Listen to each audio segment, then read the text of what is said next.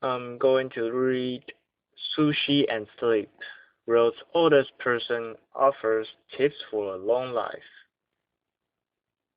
Seeking advice on how to live a long time? You could do a lot worse than Misao Okawa. The Japanese woman will celebrate her 116th birthday on Wednesday. Okawa, pictured above, celebrating her 115th birthday in 2013, spoke to the UK Telegraph about her secrets for longevity. Those hoping for an obscure secret trick always jump on one foot at exactly 3:43 a.m. while playing the banjo.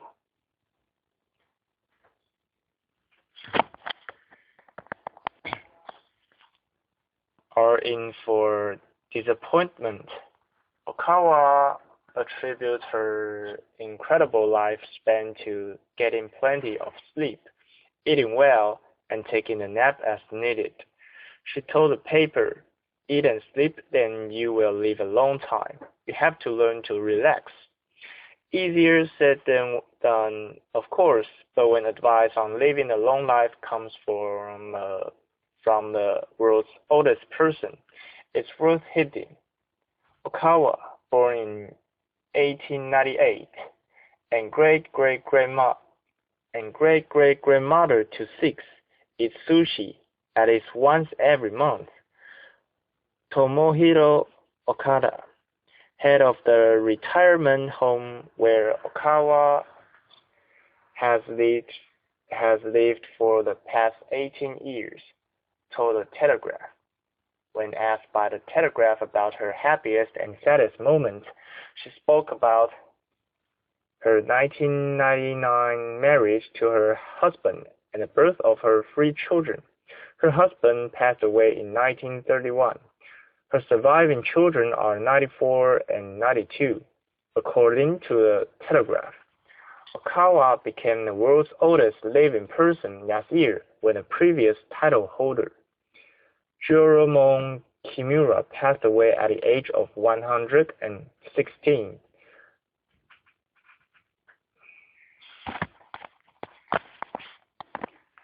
I'm going to read Tin Su's parents for cash, college tuition. Does she have a case? A New Jersey teenager claiming that her mother and her father tossed her out of their home and cut her off financially is suing them for immediate support, current private school fees, and future college tuition.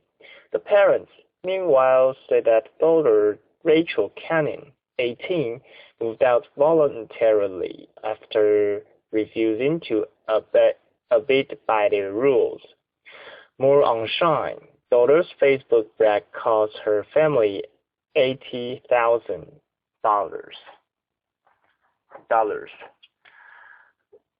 We love our child and miss her. This is terrible. It's killing me and my wife. Rachel's father, Sean Canning, a town administrator and retired police officer, tells the Daily Record. We have a child. We want home. We are not draconian and now we're getting hauled into court. She's demanding that we pay her bills, but she doesn't want to live at home. And she's saying, I don't want to live under your rules. The rules, he notes, include reconsidering her relationship with a boyfriend who may be a bad influence, being respectful and abiding by her curfew.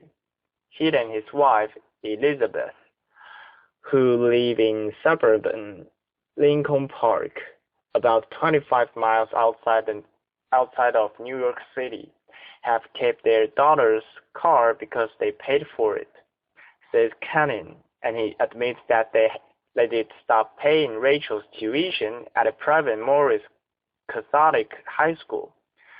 A hearing is scheduled to take place on Tuesday in the Morris County Superior Court.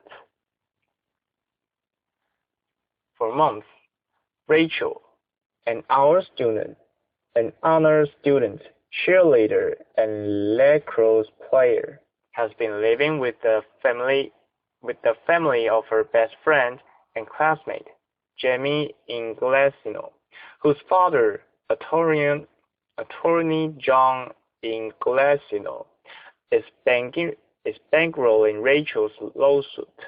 He is also requesting in the lawsuit that Cannis reimburse him for the legal fees, so far totaling $12,597, according to the paper. Rachel's attorney, Tanya Helfen, is not taking calls as she prepares for Tuesday's hearing. Her office tells Yahoo Shine Rachel did not return a call from Yahoo Shine, and the Morris County Court was closed on Monday due to inclement weather. But the Daily Record reports that in the suit, Rachel alleges that her parents decided to cut her off from all support both financially and emotionally. As of her 18th birthday, which was November 1st, her suit also demands the following of the Cannins: that they take care of an outstanding $5,306 Morris Catholic tuition bill, pay their daughter's current living and transportation expenses, and free up her existing college fund, as she's already been accepted to several universities. It's not unheard of for youngsters to take legal action against their parents for various offenses. From a pregnant Texas teen who sues her parents for allegedly pressuring her to get an abortion, to a pair of Illinois siblings in their 20s who sued their mom unsuccessfully for bad mothering. Even so, the Canning case is an extremely usual one, according to experts in family law. That's because similar suits typically involve either a divorce situation with parents disagreeing on child's financial support, or a fight for emancipation, in which a teen is declared financially independent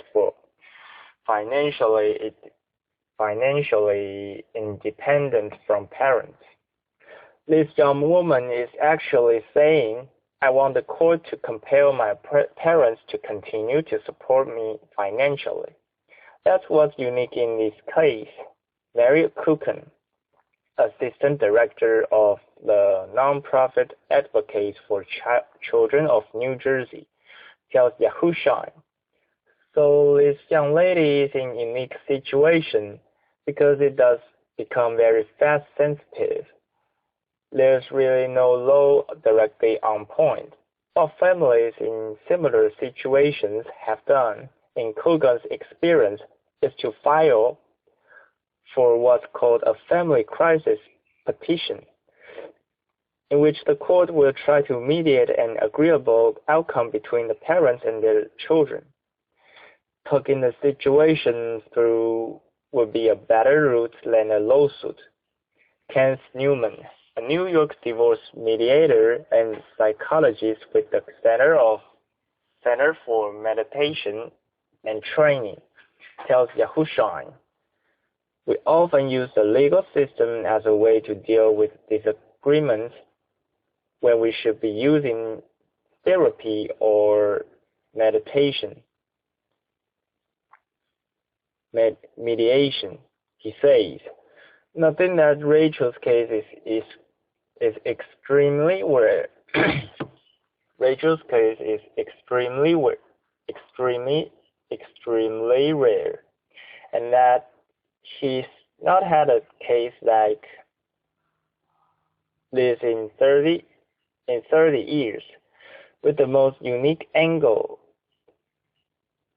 being that the parents are not in disagreement. Unfortunately for Rachel, Newman said, I don't think she has much of the case. This sounds like just another 18-year-old who got into a thing with her parents.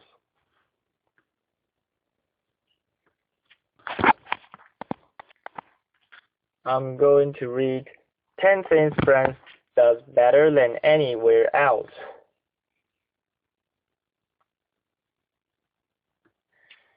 And nobody knows it better than the French. The country is surprisingly like the United States, which it taught a thing or two about liberty, and that you don't really ever need to leave. There are sophisticated cities, sunny seashores, snowy mountains, and wooded valleys all in the country.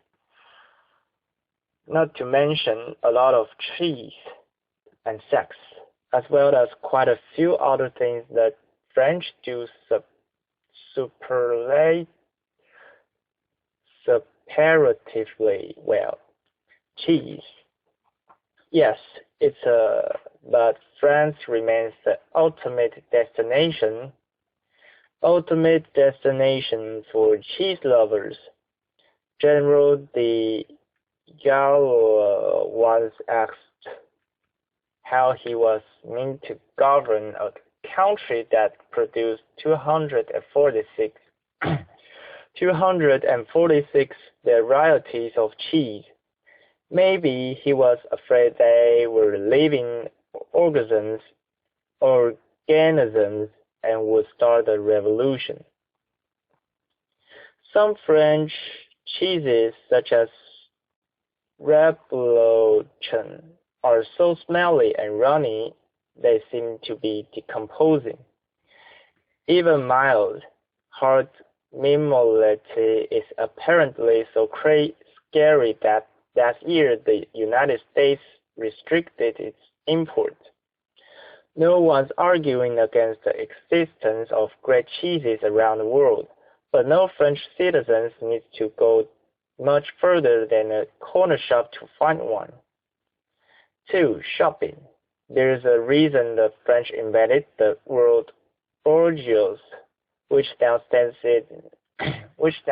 in for all things materialistic. Paris department stores stock everything from cheap generic brands to labels so cheap you feel the need to dress up before trying them on. The annual sales in January and at the end of June offer unbelievable bargains because by law all stores have to discount prices at the same time and compete for business. At the other end, the French have defended their small, often family-owned neighborhood stores. Boulangeries, boucheries, épiceries, from being steamrollered by chains. 3. Museums. Paris, of course, is home to perhaps the world's best-known museum, the Louvre. But French museum culture spreads much wide afield. The Lorraine region has what is arguably the most beautiful collection of museums in the world. Its chatics include a huge Chambord with a spectacular collection of tapestries and an impossibly romantic Chenonceau astride its moat. Even the lesser-known castles can be wonderful.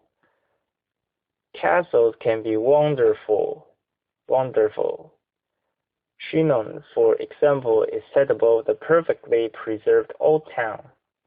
You can almost hear Joan of Arc riding up to the gate and offering to keep the English invaders out of France. 4. Trains.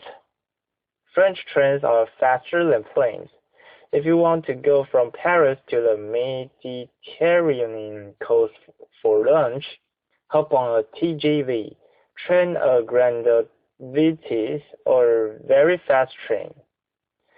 3 hours later, you will be sipping rose and gazing at billionaires' yachts,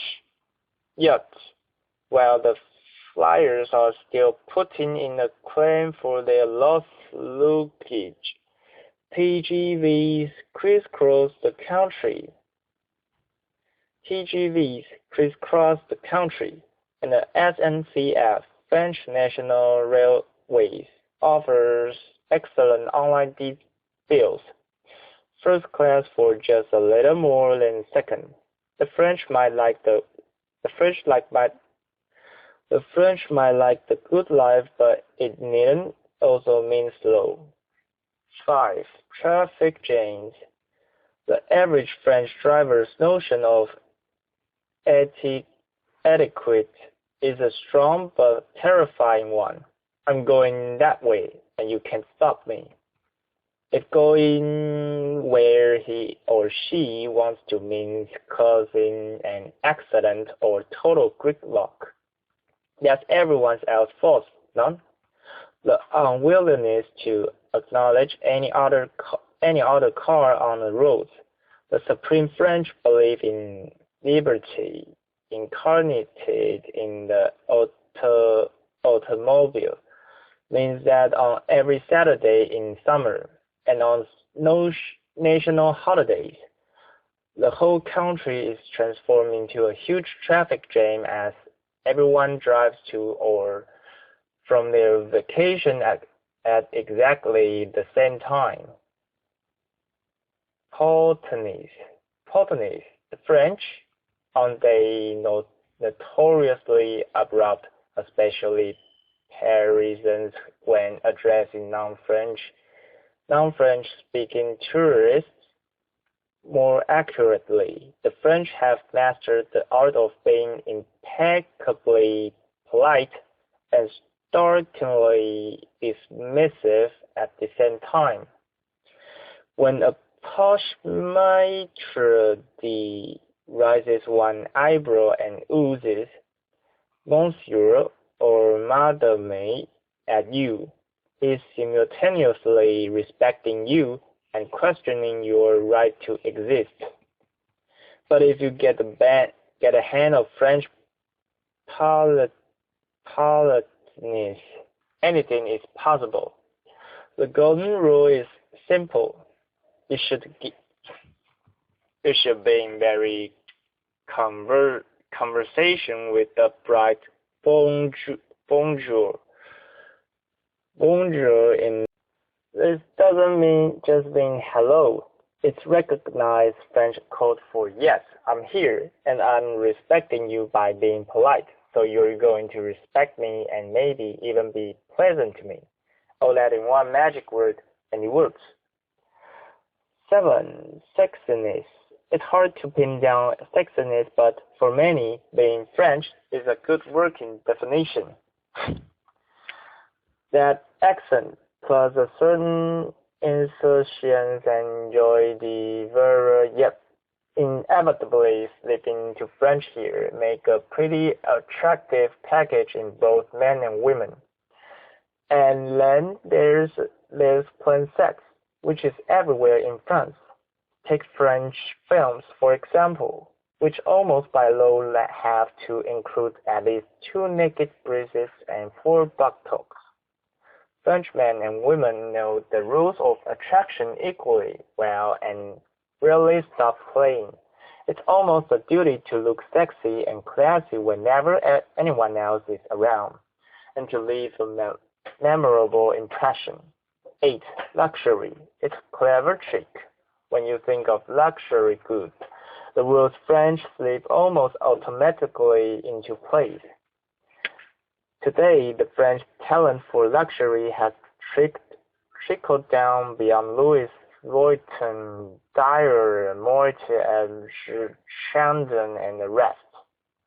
Its effects can be felt in the dozens of stylish Parisian cafes with stretched apron waiters, and in many reasonably priced bar hotels, such as Salazar French side only, that can make you feel like a millionaire without charging you accordingly. French light-touch sophistication has been copied worldwide. 9. Customer service. Oh yes, related to politeness, but with an important retail distinction. The French have a saying, the customer is king. Yes, and we know what you did to your kings, but behind sometimes facet or surly indifference, French service can be wonderful. That grumpy waiter doesn't hate you. It's just that he's a pro and you are an amateur on his territory. The same goes for the snooty department store saleswoman. Unlike in other countries, such jobs in France can still be lifelong careers, bringing a lifetime's worth of skills. The thing to do is soldier on, smile and inform your server what you want. The French respect people who know what they want and will do their best to help you get it, as long as it's not just before their lunchtime, of course. 10. Finally, globalization. France has the world's best policy on globalization. It spends so much time complaining that foreign invaders are killing off its economy that no one noticed how French products are taking over the planet. Have you checked recently who provides your electricity, who owns your transportation system, who feeds your army, even who builds your city public toilets? Especially if you live in Europe, there is a strong chance you'll find a French multinational such as EDF, Transdev, Sodexo, or JCDecaux. That's not to mention the countless French brands on every shopping street in the world. Next time a French person tells you Hollywood is destroying French culture, just point to the nearest public toilet.